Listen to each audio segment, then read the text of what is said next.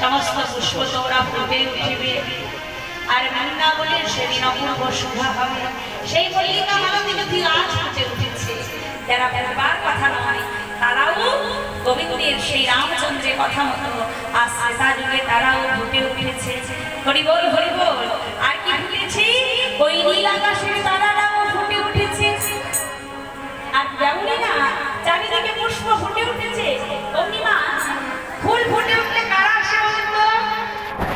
হ্যাঁ, প্রজাপতি ভ্রমণ, তাই না? তা কি করেছি? প্রত্যেকটা ফুলের উপরে উপরে গিয়ে ভ্রমণ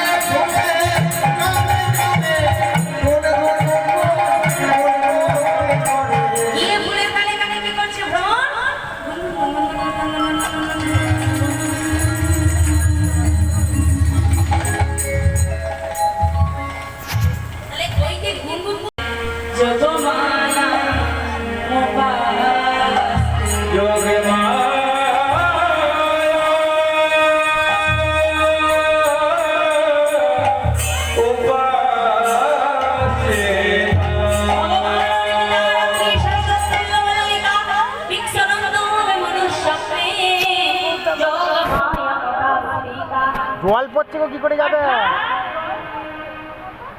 এই যে ভগবানের রাসলীলায় দুজন টিকাকারীর নাম আমরা পেয়ে থাকি। একজন হচ্ছে শ্রীধর গোস্বামী আর একটা হচ্ছে বিশ্বনাথ চক্রবর্তী মহাশয়। শ্রীধর গোস্বামী বললেন বিক্রিয় রক্তুম মনশ্চক্রী যোগমায় আমাকার্ষিতা। এই রক্তুম শব্দের অর্থ হচ্ছে রমণ করা। বললেন গোবিন্দের সঙ্গে যদি আমার ব্রজগোপীগণ রমণী করে থাকে তাহাতেও কোনো প্রকারে দোষ হতে পারে না, কারণ তিনি স্বয়ং আত্মারাম। প্রত্যেকটি জীবের দেহে আত্মারাম হয়ে বিরাজি করেন। যতক্ষণ গোবিন্দ আমার দেহের মধ্যে থাকে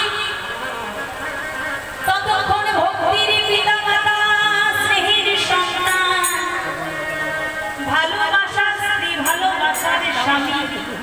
আর যখন আমার গোবিন্দ দেহ হতে বহির্গত হয়ে যায়, হে গোবিন্দ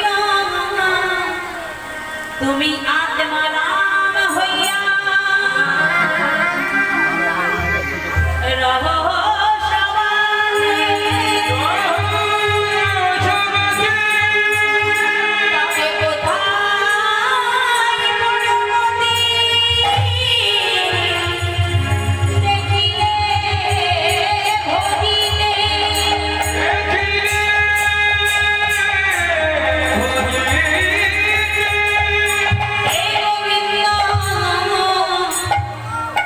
তুমি আমাদের দেহে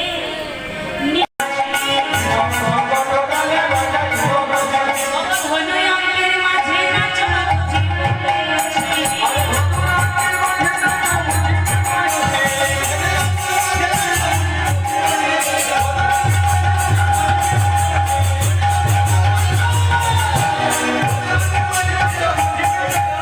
নাচতে হবে।